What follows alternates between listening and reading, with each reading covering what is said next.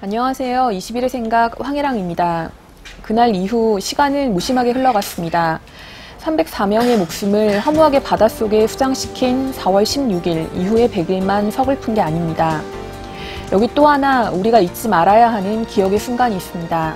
바로 6월 11일 밀양입니다.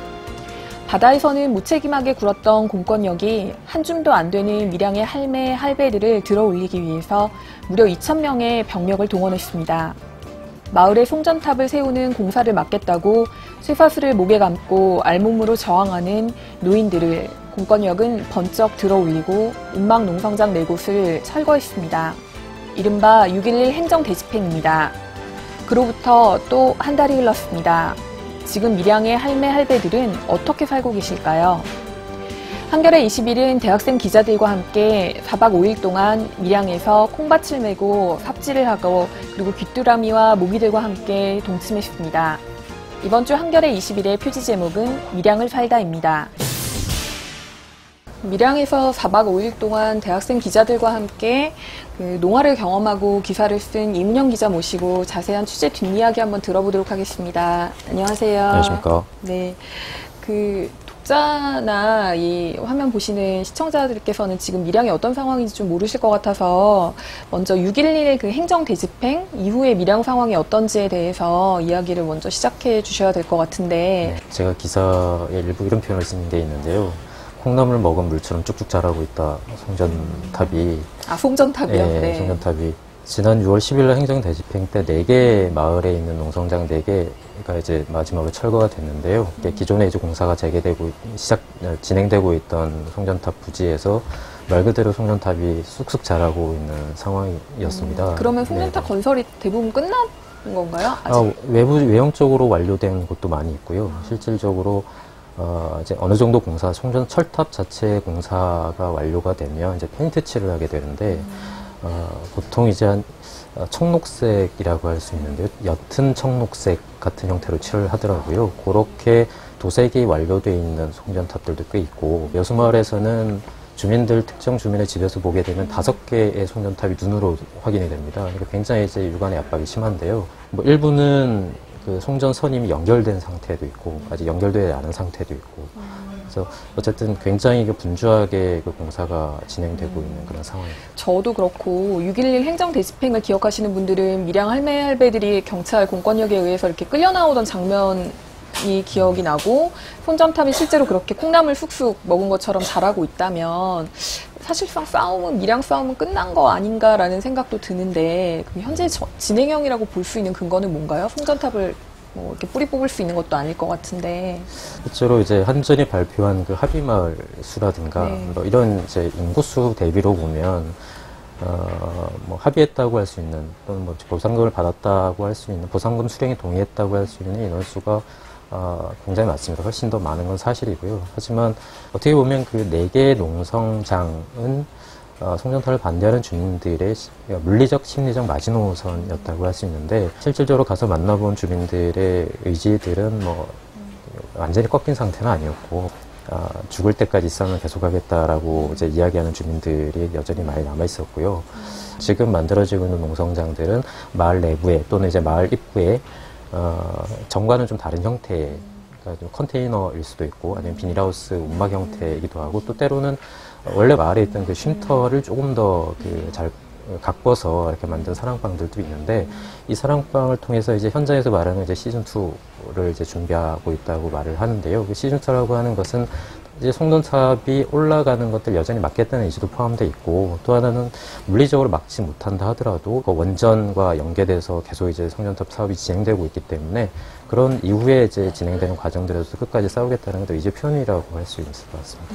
밀양 싸움이 현재 진행형이고 그렇기 때문에 이제 한겨레 21에서 밀양 그 6.11 행정 대집행 이후에 한 달 이후의 모습, 현재 모습을 좀 재조명하는 차원에서 기획 시작을 하신 것 같은데 방식이 지금까지 이제 신층 취재했던 방식과 조금 다르게 농활이라는 방식, 그것도 대학생들이랑 함께 농활을 다녀오셨어요. 좀 그런 기획을 처음에 기획하게 된 의도? 농활이라는 방식 자체는 필연적으로 마을로 들어갈 수밖에 없고, 그래서 그 마을에서 며칠이나마 짧은 시간이지만 마을에서 생활하면서 송전탑이 마을에 어떤 영향들을 끼치고 있고, 실제로 행정대 집행 이후에 어떻게 보면 어느 정도의 이제 격한 싸움은 끝났다고 할 수 있는 시기에 송전탑이 마을 속에서 아까 말씀드린 것 쑥쑥 자라는 그런 형태의 송전탑들이 마을에 어떤 이제 영향들을 끼치고 있는지를 실질적으로 마을 안에서는 보자라는 취지가 하나 있었고, 시기가 여름이다 보니까 많은 형태가 농활 형태로 진행되고 있는 것들도 사실 있었고요. 그럼 한겨레 21 말고도 농활을 그렇습니다. 오는 팀들이 있나요? 대학생들뿐만 아니라 천주교 정유구에 찾아난 신부님들과 또 수녀님들 한 150여 분들이 오셔서 이제 마을 어른들한테 이제 식사를 대접하고 미사를 드리는 행사가 있었는데요. 다음 날 이분들이 이제 짧은 시간이긴 합니다만 이제 농활을 하는 형태로 마을 일손을 거들기도 하고, 밀양이라는 것들이 어떤 농촌 지역이다 보니까 한여름에 이제 마을 주민들과 함께 고민을 나눌 수 있는 형태로 농활 형태를 띠고 들어오시는 분들이 꽤 있었고, 또 하나 이제 저희가 같이 작업한 분들이 이제 대학 기자들인데요. 어쨌든 이제 농활이라고 하는 것들은 대학생만의 특권일 수도 있으니까 그렇게 좀 더 하면 좀 더 생생한 현장을 볼 수 있겠다는 생각에 농활의 방식을 좀 취하게 됐습니다. 이문영 기자도 그러면 대학 때 농활 많이 다녀오셨었나요? 많이 다닌 건 아니고요. 네. 이게 한겨레 21을 좀 열심히 읽어온 독자라면 알고 계시긴 할 텐데, 대학 독립언론 네트워크라고 하는 어떤 모임인가요? 그 모임과 같이 다녀오신 걸로 아는데, 이 대학 독립 언론 네트워크라는 게 어떤 학생들로 꾸려진 모임이고, 그리고 사실 한겨레 21에서 학벌 카스트 논쟁을 불러일으킨 당사자들이기도 한데, 어떤 기사들 써왔는지 좀 소개 간략해 주실까요? 대학 독립언론 네트워크라는 건 원래 그 전부터 존재하던 형태의 연대체는 아니었고요. 한겨레 21을 중심으로 그 대학 독립 매체, 독립 언론들이 같이 모여서 구성한 일종의 이제 공동기획 프로젝트라고 할 수 있습니다. 대학교에는 학부사라든가 아니면 방송국 또는 교지라는 이름으로 되어 있는 학내, 그러니까 대학들이 공식 언론이라고 하는 그런 이제 학내 언론들이 있고, 그 언론의 형태를 띠지 않은 또 다른 형태의 이제 그 언론들이 존재하는데, 본인들이 이제 자치 언론이라고 표현을 하기도 하고 또는 독립 언론이라고 표현을 하기도 하는데요.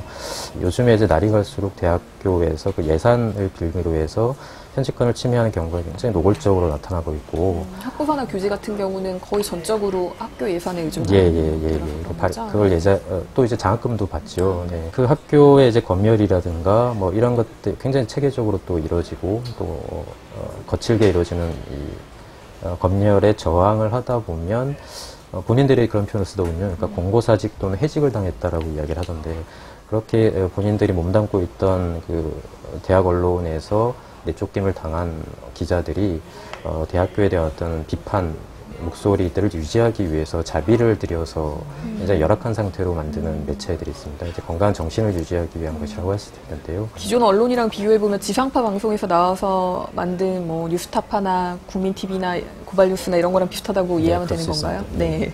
사람들이 이제 밀양을 기억할 때는 굉장히 싸우는 모습만 좀 익숙한데, 밀양에서 4박 5일 동안 일상을 보셨다는 건 주민들의 삶이 실제로 어떤 현실인지를 보고 오셨다는 뜻이잖아요. 그 일상은 좀 어떤가요? 경찰이 아직까지도 그렇게 많이 들어와 있다는 것도 좀 놀라운데. 평반마을 같은 경우는 이제 산속에, 화학산이라고 하는 산속에 위치한 마을입니다. 그래서 밑에서부터 올라가려고 하면 차를 타고 쭉 이제 한 5분 이상 정도 3타를 타고 올라가야 되는데, 그 곳곳에 이제 경찰들이 서 있고요. 원래 행정대집행 전에는 경찰들이 말 안으로는 들어가지 않았는데, 대집행 이후에 이제 점심 식사를 하기 위해서 경찰들이 조를 이루어서 대열을 맞춰서 이렇게 번갈아 가면서 말 안으로 들어가서 식사를 하게 됩니다. 이제 마을 식사라는 식당은 그 평반마을과 위양마을이 속해 있는 그 부북면에 그 주민대책위원장이 소유하고 있는 건물인데, 이 건물에 이제 새를 들어온 분이 운영하는 식당에 경찰들이 이제 지금은 상시적으로 매일같이 들어가서 식사를 하게 되는 양상을 띠고 있고요. 그 건물 주인은 송전탑에 대해서 반대하는데 예, 예. 거기에 식당이 새들어 있기 때문에 어쩔 수 예, 없이 예. 경찰한테 밥을 먹여야 되는 예, 상황이 예, 됐다는 맞습니다. 거죠. 예. 밥을 먹는다는 행위는 어떻게 보면 가장 우리가 삶을 이어가기 위한 가장 일상적인 행위라고 할 수 있지 않습니까? 그래서 그런 이제 밥 먹는 행위가 그 공권력 또는 이제 뭐 경찰력으로 대표되는 국가 권력이 밥 먹는 행위가 마을 안에서 가장 한가운데에서 들어와서 이루어지고 있다는 것이 상징하는 바가 좀 있을 것 같고요. 이제 그런 것들을 바라보고 있는 그 송전탑 반대 주민들이 갖는 본인들도 스스로 이제 트라우마라고 이야기를 하는데 그런 것들이 이제 분명히 존재하는 것 같습니다. 그 경찰이 아직도 마을 안에 그렇게 상주하는 이유는 송전탑 공사를 하는 현장에 언제든지 마을 주민들이 가서 또다시 문제를 일으킬 수 있을 거라고 생각해서 그걸 막는 목적인가요? 곳곳에 그 경찰 버스와 119 구급차가 이렇게 상시 대기를 하고 있는 상황이고요. 아까 말씀드렸던 평마을 같은 경우도 제 한겨레 21 취재 차량이 올라가게 되면 마을 입구부터 이제 연달아 계속 그 무전기 보고가 올라갑니다. 마을 입구 중턱, 그 다음 그 위쪽까지. 또, 한밤중에는, 여기도 이제 뭐 출근 시간, 퇴근 시간이 있기 때문에, 막 7시부터 이제 공사를 시작하고, 5시, 6시 경이면 한전 직원이나 경찰이 퇴근을 하는데, 깜깜한 밤에도 경찰들은 남아서, 경계금을 서고 있거든요. 혹시 네. 주민들이 그 위에 올라가서 무슨 뭔가를 할지 저희도 모른다는 이제 지나가게 생각에. 되면, 바로바로 그 컨테이너 숙소에서 지내다가 바로 나와서 다시 길을 막고 그런 경우들이 계속 있었습니다. 지금 7월 29일부터 밀양 이제 송전탑 건설된 주변 지역에 대한 보상 법률이 시행된다고 기사에 보면 그렇게 나오던데 실제로 지역 주민들 같은 경우에 송전탑이 들어섬으로 인해서 어쨌든 있는 피해, 뭐 농작물에 대한 피해든 땅값이 떨어지는 것에 대한 피해든 분명 피해가 있고 보상금을 정부는 계속 연간 뭐 1,260억 원 집행하겠다 이렇게 홍보한 걸로 아는데 보상 문제도 아직 완전히 해결이 안 된 건가요? 그러면? 그 보상과 관련해서 지난해 그 밀양 송전탑을 둘러싼 갈등들이 굉장히 많았지 않습니까? 보상뿐만 아니라 그 건설 방식의 문제라든가 굉장히 갈등이 심해서 그래서 이제 그 송변전 설비 주변 지역의 보상 및 지원에 관한 법률이라는 게 이제 올 1월 28일 날 국회에서 통과돼서 이제 공포가 됐죠. 이게 줄여서 이제 송주법이라고 말을 하는데 이 법을 통해서 정부는 과거보다 훨씬 더 폭넓은 보상을 할 수 있고 송전선 건설도 훨씬 더 원활하게 할 수 있는 어떤 토대가 마련됐다라고 이야기를 합니다. 근데 이 법이 이제 7월 29일 지금 우리가 이제 녹화를 하고 있는 바로 다음 날에 시행이 되는데요. 그 전까지 보자면 한국전력이 특별한 어떤 뭐 법이나 이런 것들을 근거하지 않고 아마 자체 내규나 규정 등을 이용해서 송전선 최외선, 가장 양쪽의 가장 바깥선이라고 불리는 여기서부터 3m 이내에만 보상을 해왔는데 송주법이 바로 실행되면서 이게 3m에서 33m로 이제 늘어나게 되는 거죠. 그래서 충분한 보상이 그만큼 보상의 길을 열렸다라고 이야기를 하지만 실제 현장에 가 보면 송전탑이 33m라고 하면 굉장히 가깝습니다. 그 옆에서 도저히 살 수 없는 곳이겠죠. 대부분 주민들이 200m, 300m 정도의 거리에 사는 주민들이 많이 있는데 거기서 바로 육안으로 보더라도 그 압박감이 굉장히 심하고요.